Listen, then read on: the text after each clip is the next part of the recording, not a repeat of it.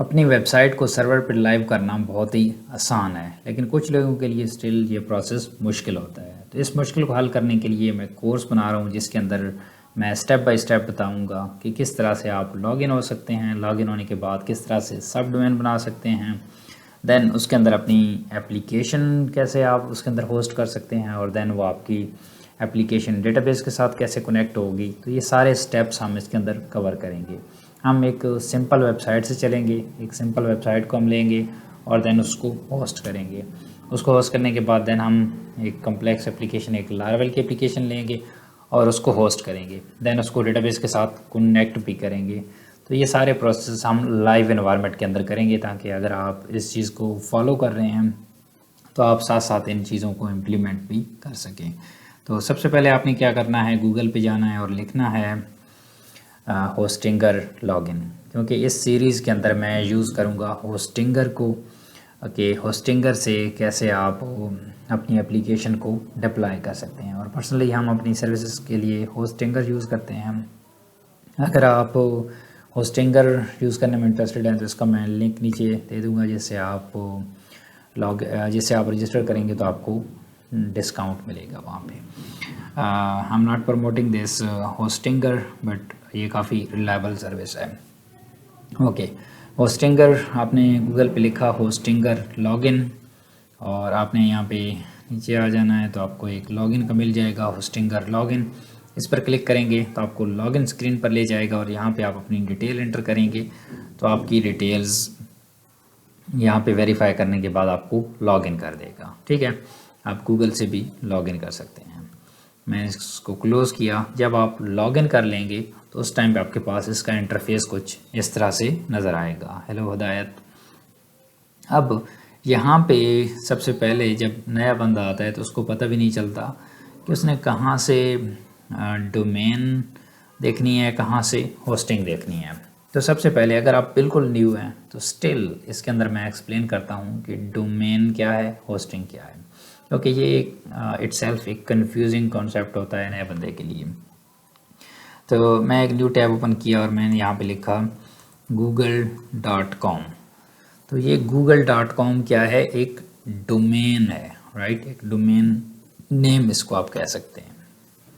अब जब मैं इसको इंटर करता हूँ तो इसके बाद जो हमारे पास ये डिज़ाइन लोड हो रहा है, ये सामने आपको नज़र आ रहा होगा, ये बेसिकली क्या है, होस्टिंग है, जहाँ पे ये वाली वेबसाइट रखी हुई है गूगल ने, वहाँ से फिर इस पेज को लोड कर देता है। डोमेन क्या है, एक URL है, और होस्टिंग क्या है, जहाँ पे हमारे वेब पेजेस यानी वेबसाइट हमारी पड़ी हुई है, दिस इज़ कॉल्ड होस्टिंग। सो इन दोनों के कम्बिनेशन से हम अपनी वेबसाइट को लाइव कर पाते हैं। अब मैं वापस आता हूँ, यहाँ पे हम लॉगिन हो गए। अब लॉगिन होने के बाद आपने क्या करना है, आपने यहाँ पे फाइंड करना है अपनी होस्टिंग को मैनेज करने वाला ऑप्शन। ठीक है, तो ये मेरे पास ये डोमेन का है और ये प्रीमियम वेब होस्टिंग का आ रहा है। मैंने इस पर क्लिक किया मैनेज पर, तो आपके पास थोड़ा सा डिफरेंट डैशबोर्ड ओपन हो जाएगा। तो ये हमारी ऑफिशियल वेबसाइट है cdlcell.com। तो आप इसको विज़िट कर सकते हैं अगर आप हमारी सर्विसेज के अंदर इंटरेस्टेड हैं, या फिर आपको इसके रेलेवेंट कैरियर के रेलेवेंट भी कुछ चीज़ें रिक्वायर्ड होंगी तो हम फ्यूचर में ऐड ऑन करते जाएंगे। जैसे जैसे हमारे पास कुछ ना कुछ इसके रेलेवेंट अपॉर्चुनिटीज़ आती हैं तो साथ साथ हम इसको अपडेट करते आएंगे। ओके, सो यहाँ पे आपने देखा हमारे पास डोमेन्स भी मौजूद हैं, देन होस्टिंग, एक्टिव, और ये चीज़ें दिखा रहा है। हमने क्या करना है, सबसे पहले एक डोमेन हमने क्रिएट करनी है। ठीक है, क्रिएट करने से मुराद ये है कि सबसे पहले हमने डोमेन को परचेज़ करना होता है और देन यहाँ पे रजिस्टर करना होता है, तो इसलिए मैं इसको क्रिएट करना कह रहा हूँ। यहाँ पे राइट साइड पे अगर आप स्क्रॉल करें तो आपके पास डोमेन्स का ऑप्शन मौजूद है। यहाँ पे आप पार्क डोमेन पर क्लिक करके अपनी डोमेन को रजिस्टर कर सकते हैं। ठीक है, मैंने इसको ओपन किया और यहाँ पे आप अपनी डोमेन को एंटर करेंगे और उसको आप पार्क कर सकते हैं। लेट्स से cdlcell.com ये ऑलरेडी रिज़र्व है, तो इस पर ये कहेगा कि आप इसको पार्क नहीं कर सकते। ठीक है, इस तरह से आप कोई और डोमेन जो आपने परचेज़ की है, ठीक है, आप इसके साथ इधर पार्क कर सकते हैं और फिर अगर आपने सेम प्रोवाइडर से ली होगी तो ये ऑटोमेटिकली आपके लिए कन्फिगर कर देता है, लेकिन अगर आपने डिफरेंट सर्वर प्रोवाइडर से ली है तो आपको मैनुअली कन्फिगर करनी पड़ती है। तो इस सीरीज़ के अंदर हम ऑलरेडी हमारे पास cdlcell.com डोमेन मौजूद है, तो हम सब डोमेन क्रिएट करेंगे। ठीक है, तो ये सेकंड ऑप्शन है सब डोमेन का।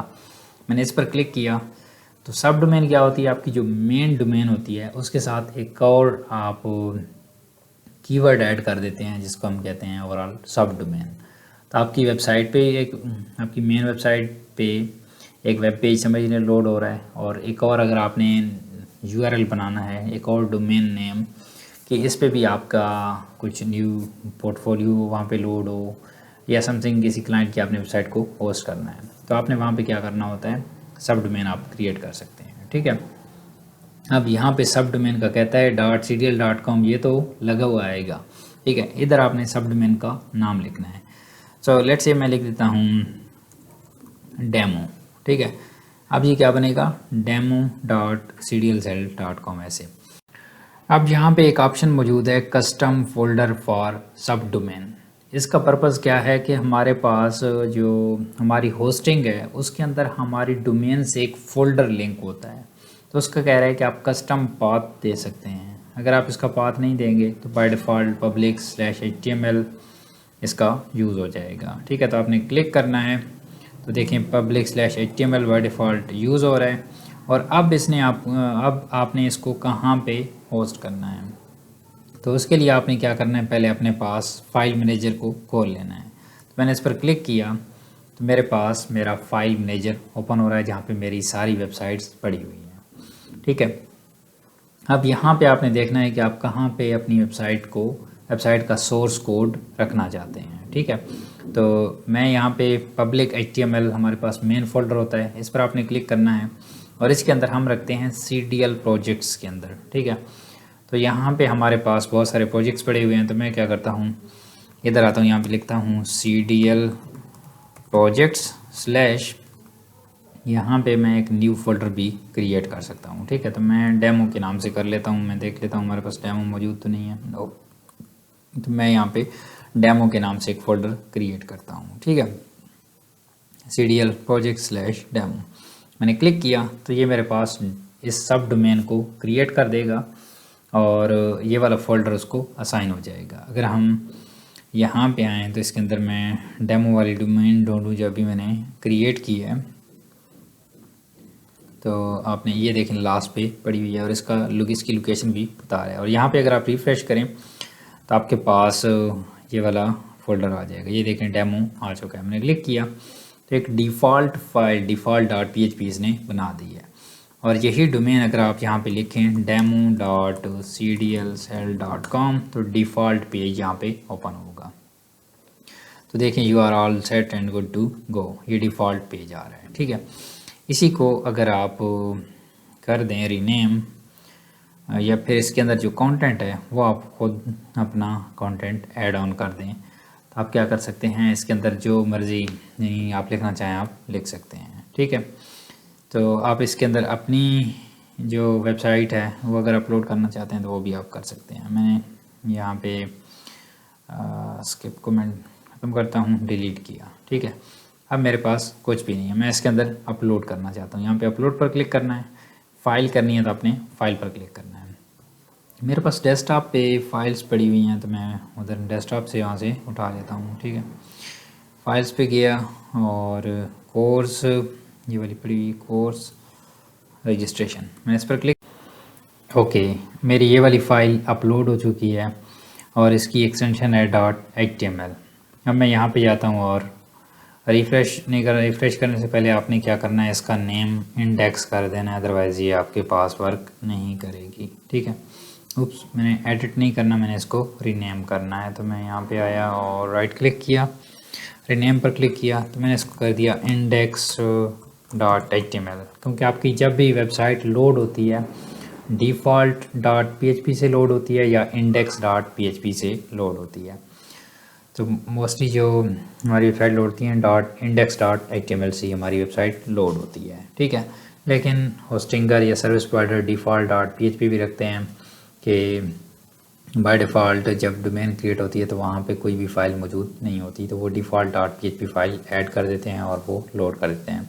मैंने रिफ़्रेश किया तभी देखना हमारे पास वही वेब पेज यहाँ पे लोड हो जाएगा। देखिए हमारे पास वही वेब पेज आ चुका है।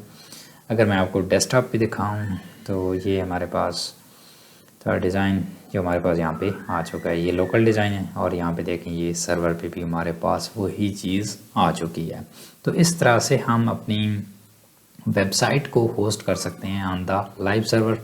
और देखें अब SSL भी इसका ऑन हो गया है, क्योंकि मेरी जो मेन डोमेन है उस पर SSL ऑन है, तो इस वजह से सब डोमेन पे ऑटोमेटिकली ऑन हो गया है।